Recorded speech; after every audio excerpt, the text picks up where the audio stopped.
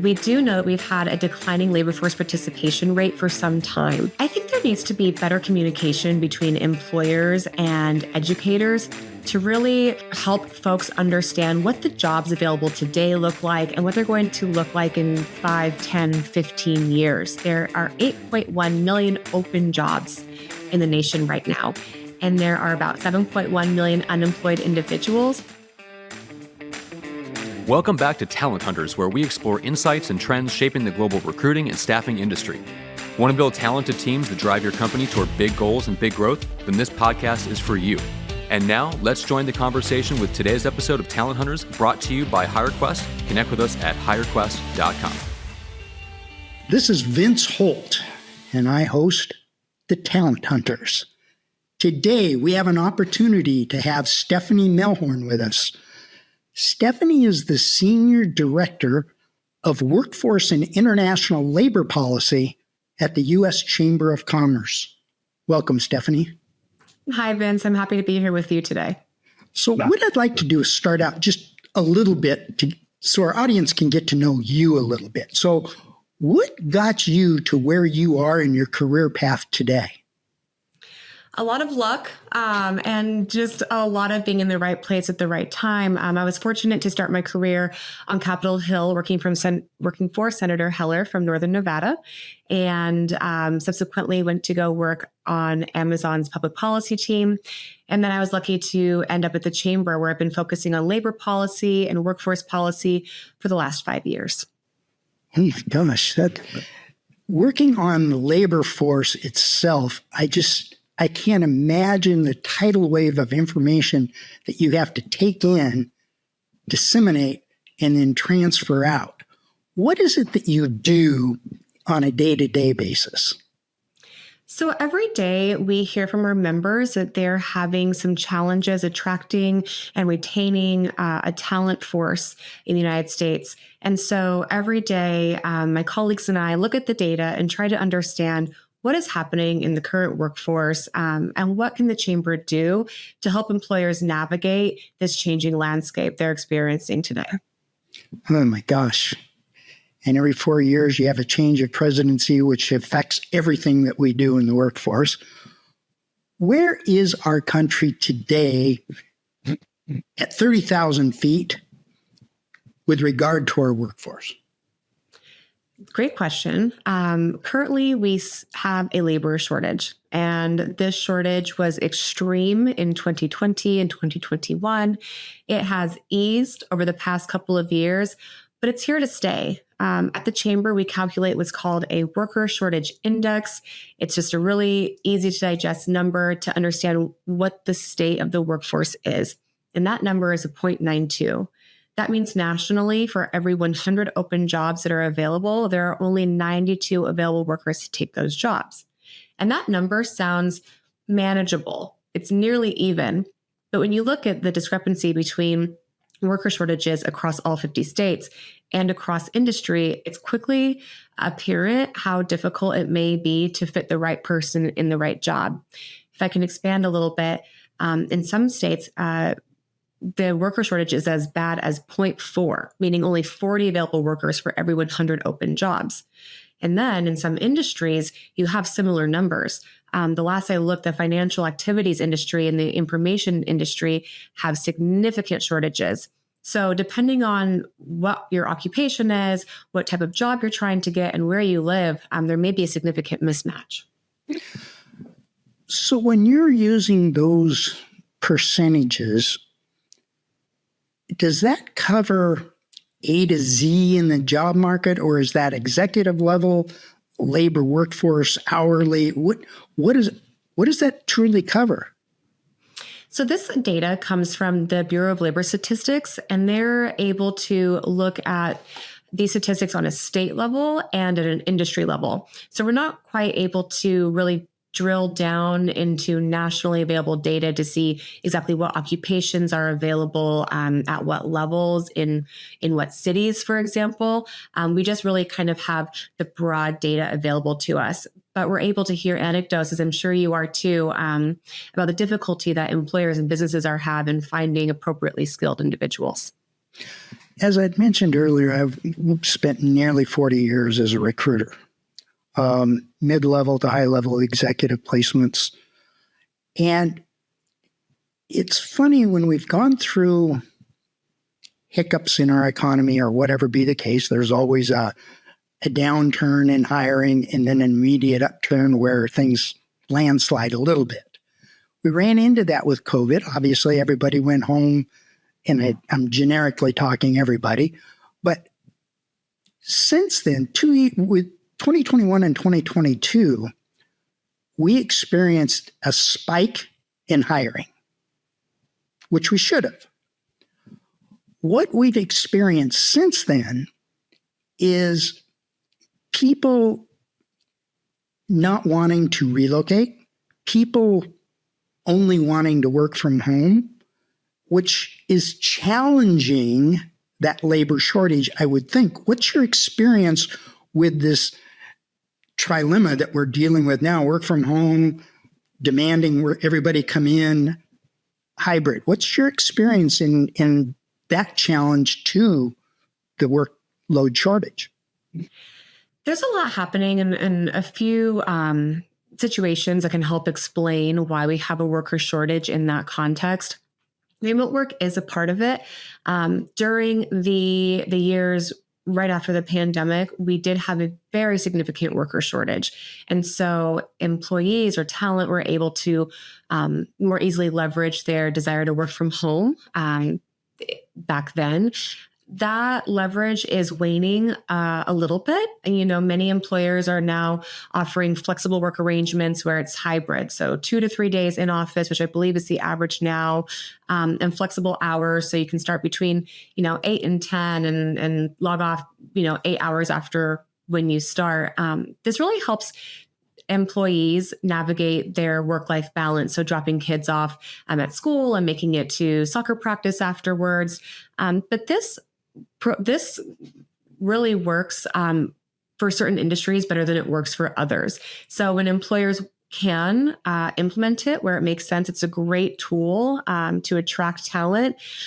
But if it's not appropriate for the business, then that becomes a new challenge to ensure that they're attracting talent that can come in and work full-time in the office. I think some other things that folks who were used to working remotely may be able to more easily reenter the workforce in person because schools have opened back up and they've stayed open for long periods of time.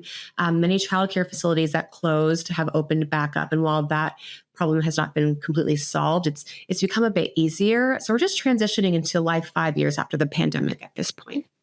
So where do you, as an organization, get involved in the solutions of trying to deal with or upgrade our labor shortage? That's an excellent question. I'm so happy to talk about it. The U.S. Chamber has really been championing ways to help employers navigate the worker shortage for quite some time now.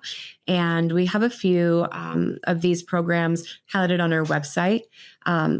And so I'm happy to share those with you, but just some top line things, first and foremost, I think it's really important for employers to widen their talent pool when they're hoping to recruit or find new talent.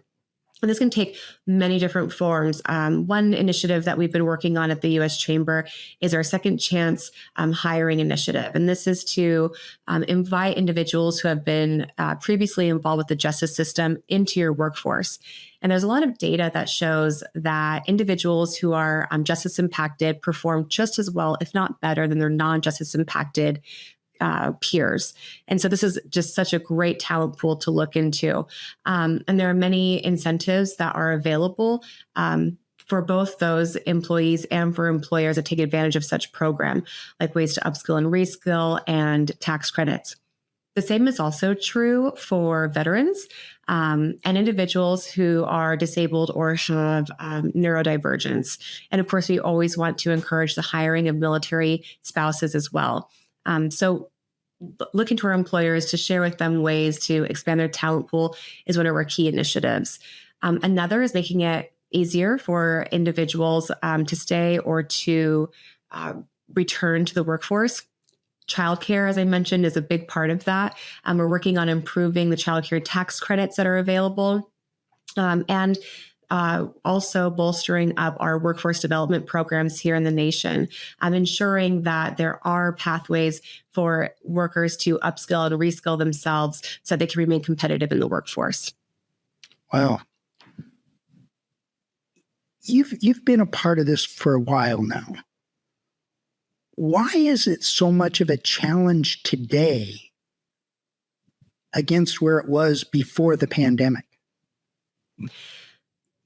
I wish I had a very easy way to answer that, but some of these questions are still unknown.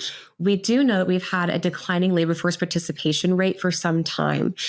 Folks are sitting out of the labor force at larger numbers, in larger percentages than before. So really working to get individuals back into that labor market. A second reason is, a bit of a silver lining. Entrepreneurship in the United States is hotter than ever. We've had unprecedented numbers of new business applications entering into the sphere. And so we're seeing that innovation, that we're seeing that individuals are betting on themselves and they have these great ideas that they want to pursue. And then, of course, another reason is that we have a demographic drought coming into this country right now. That means that our nation is aging. In 2030, all baby boomers will be of retirement age and they'll require more services as they enter into that time of their life. But we also have a declining birth rate. I believe that it's about 1.6 per woman. And so our population just isn't growing as expansively as it has in the past. So one way that we may be able to face that challenge is by increasing the number of visa applications that we accept and approve in the nation. Boy, I have my experience has been the immigrants that come into our country really value how this country was founded. I mean, you can have anything you want in life. You just got to work for it. And the American dream is alive and well, Vince, as you know. Thank you so much for hitting on that. It really is. And I sometimes worry that it gets obscured or lost. And I'm going to be a little bold here and probably you'll get some feedback from it. But I think it gets lost a little bit in the selfishness of people wanting only what they want, whether it's companies, whether it's workers out there or something. And I think we got to make this simplified back to, if there's something you want out of life, go work for it. What about interurban? You talked about military, you talked about our justice system. What about interurban in inspiring or motivating those people with training or something like that to get out into the workplace more? I think there needs to be better communication between employers and educators to really help folks understand what the jobs available today look like and what they're going to look like in 5, 10, 15 years. It's really important that individuals have a sense of what opportunity lies out there and that they can really put a face to the name in terms of, if I want to go out and work in policy one day, what does that look like? What will I really be doing? And is that job going to be in demand? I think it's all about communication. I think communication is a really big part of it. I agree with you there, but it has to start with something of motivation. Because if I hear the word labor shortage, what number are you putting on the people that are collecting unemployment, for instance? So the number of individuals collecting unemployment fluctuates all throughout the year, and it's still relatively low, especially compared to where we were in those post-pandemic years. And that number, the folks who are unemployed and actively collecting those benefits, are part of that available worker number, right? So to give you some context, there are, I think the most recently released numbers where there are 8.1 million open jobs in the nation right now. And there are about 7.1 million unemployed individuals. So even if every unemployed person went out and got a job today, we would still have many open jobs tomorrow. It's People want to work, people want to get out there and find the opportunity that we discussed, but we simply just don't have enough people to fill all of our open jobs in the nation. So let's put this in a little bit of context, because the 7 million seems rather small to me of people getting unemployment benefits. What is the number of adult workers in the U.S. today, generically speaking? Oh, you're testing me. I think it's about 168 million. I think it's around that number. And only 7 million are collecting unemployment benefits today? Roughly 7 million are unemployed. But still, 7 million seems, when you divide that amongst all the major cities and so forth, it just seems like such a low number. What number were we using before the pandemic? Generically, I'm not looking for specifics. If we were 7 million today, what were we before the pandemic? Round figures.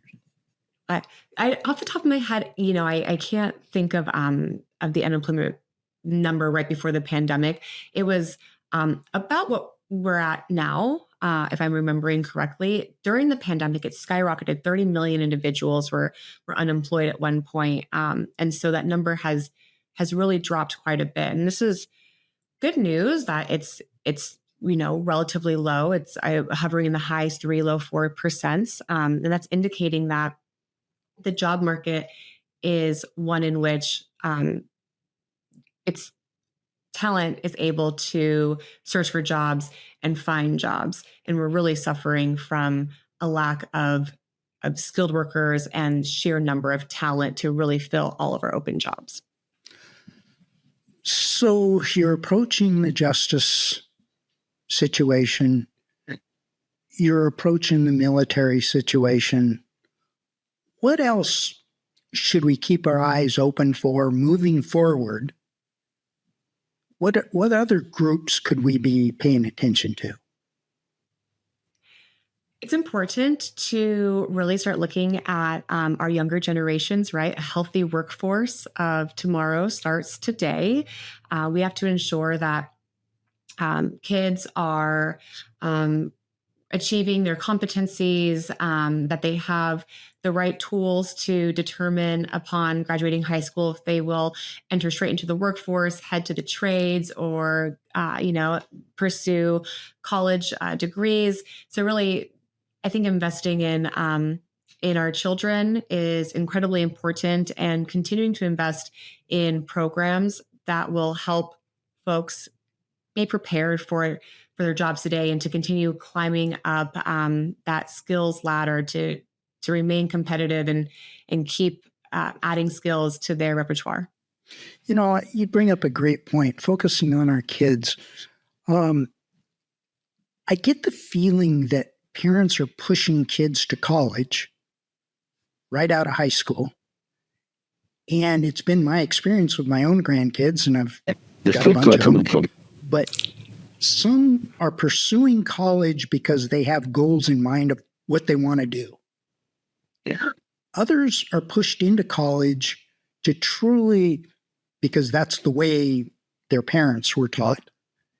And like, I've got a grandson that dropped out of college, went into the workforce, and is excelling beyond even his thoughts could be. Is there some kind of a confusion out there, or maybe misjudgment in where we think our kids should have to go, as opposed to maybe where they want to go? Not necessarily.